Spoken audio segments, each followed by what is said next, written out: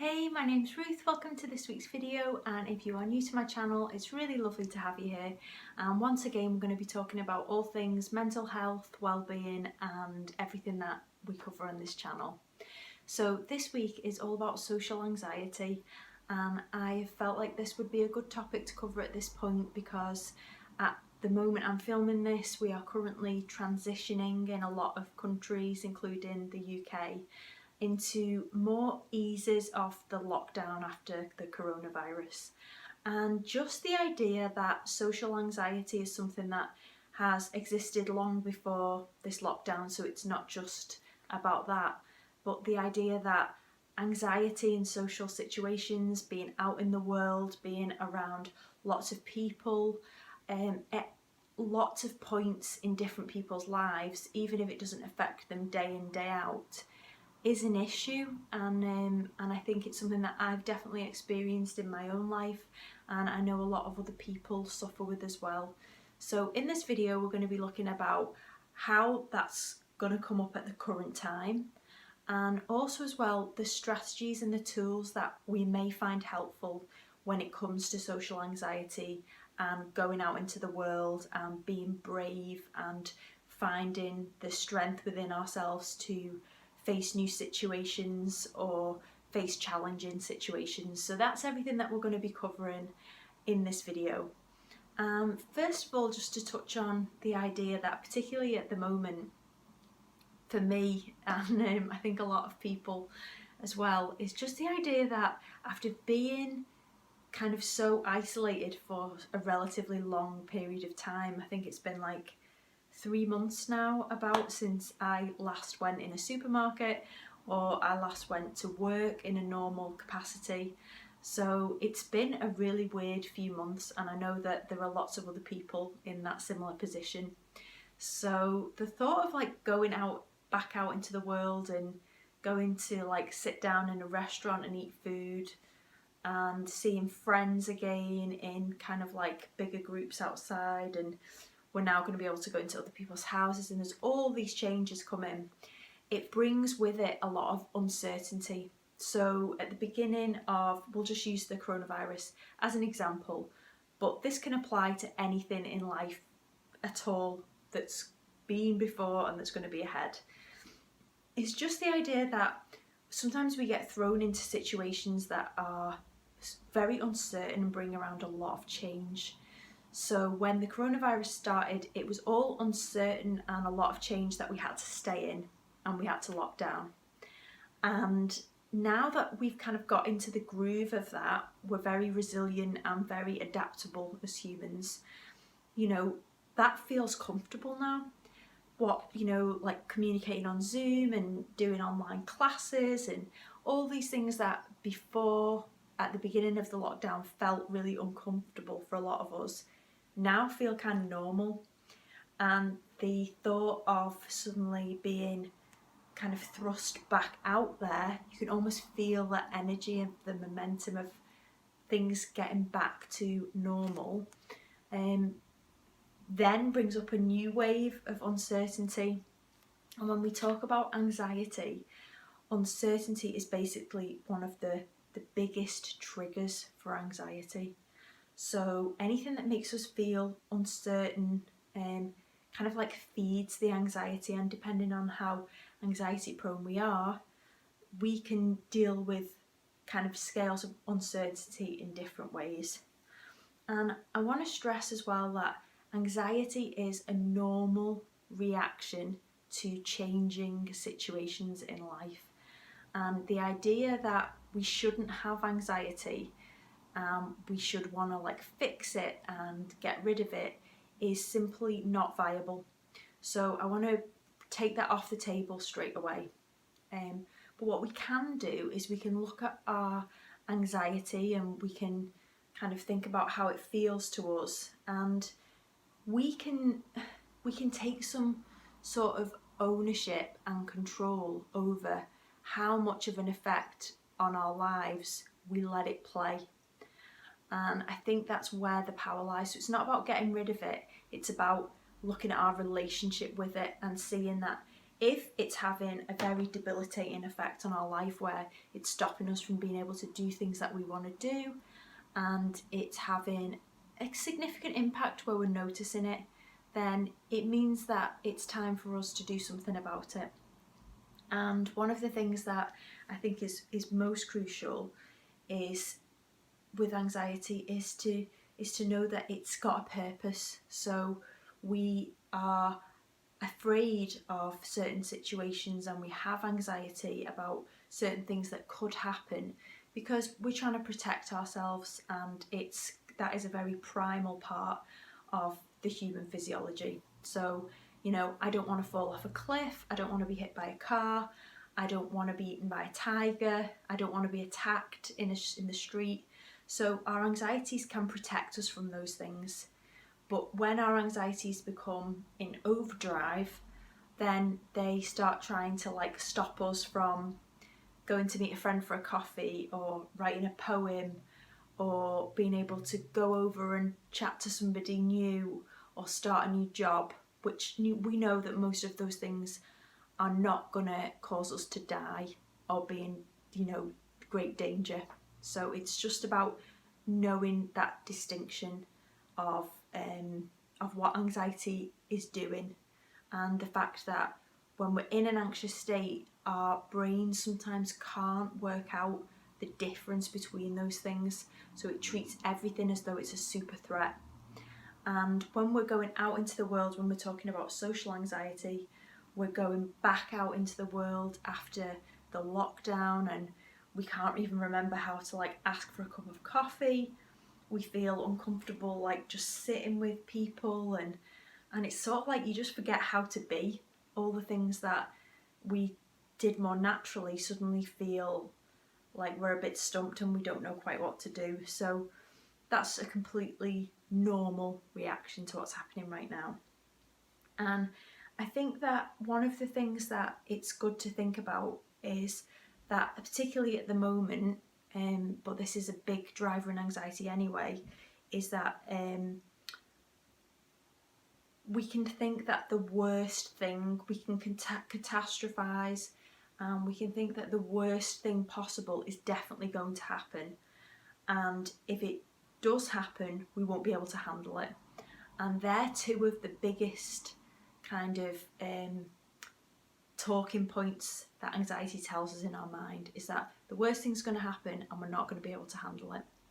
So with the coronavirus and going back out into the world, we might think, if we go back out into the world in any capacity, we are going to catch the virus, we're going to pass it on to people, and we're all going to die, or we're all going to end up really sick.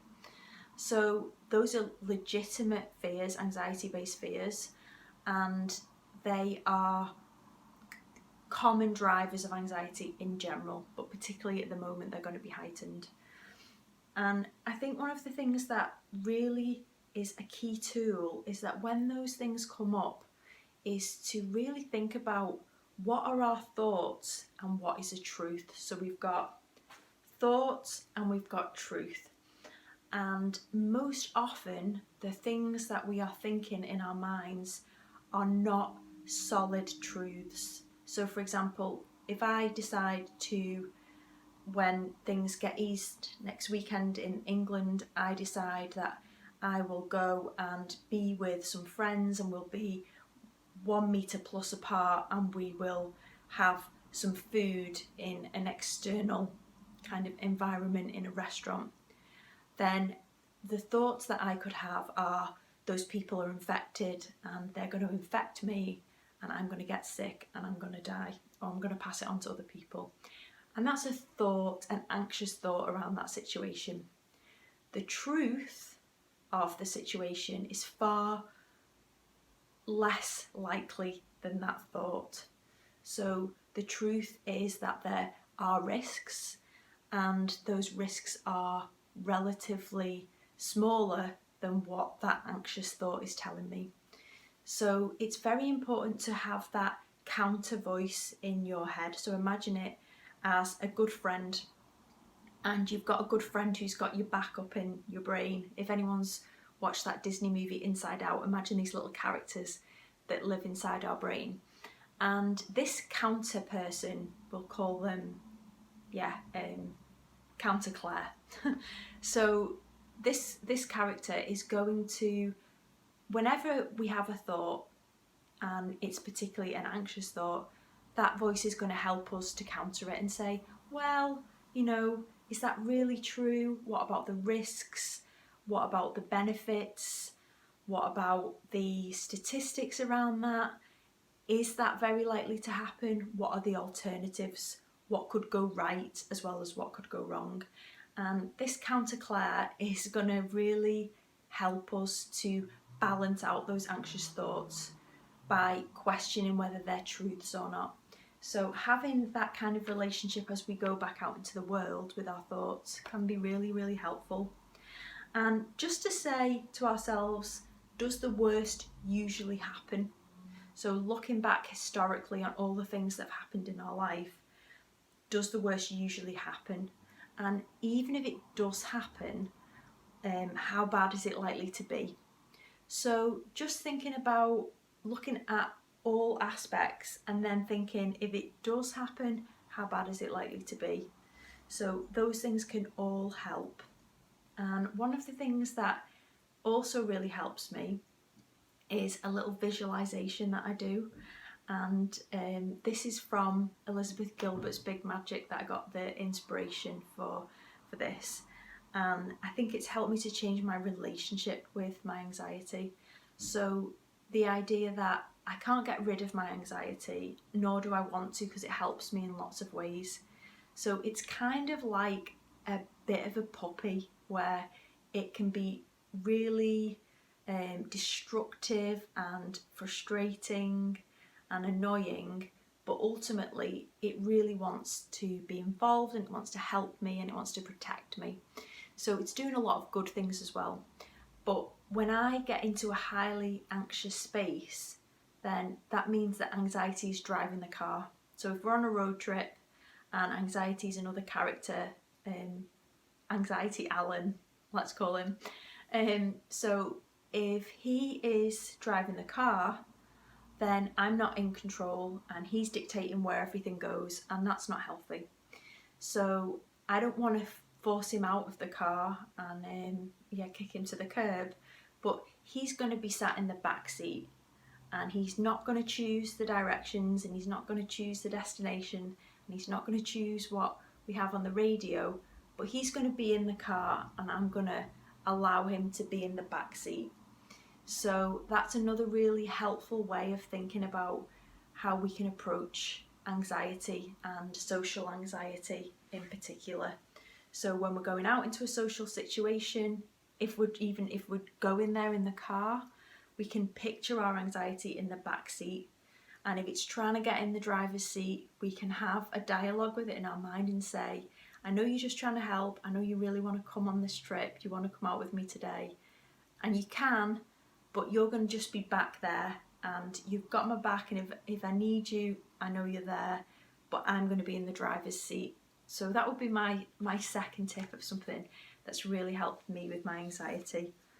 And another element that I just thought I'd bring in is from cognitive behavioural therapy that I'm currently studying on my counselling course. So I'm by no means an expert in it, but I do have some knowledge of what they call the ABC model. So anyone who's had cognitive behavioural therapy, CBT, may have heard of this. So it's the idea that we have an activating event, so something in our life happens, and from that activating event, it triggers off in us some beliefs and thoughts, and those beliefs and thoughts then have a consequence. So it's a fairly simple model. So it's an activating event, it's a belief or a thought, and then it's a consequence. And having that model in mind makes us think about basically, like, if we are in a situation that we find activates something in us, so going back out into the world and being at more risk of being, near germs and the virus and people again, and all these things that we've been told not to do for a few months, and now we're being told we can do them again. Those things can bring up a lot of anxious beliefs, anxious thoughts in our minds.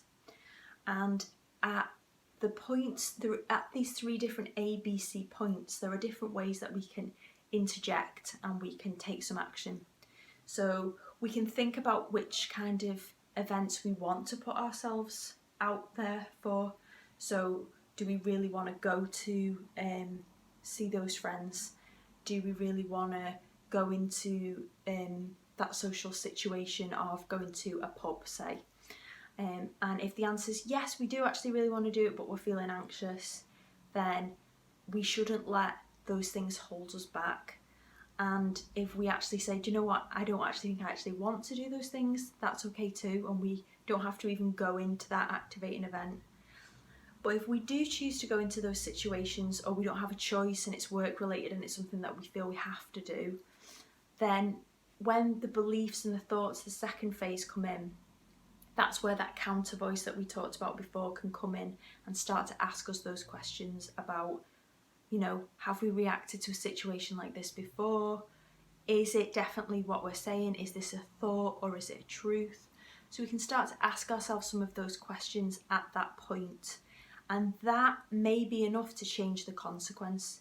So the consequence can be anything from having to leave and go home, feeling like we end up having a full-on anxiety attack, which could last for a few hours, a few days, a week.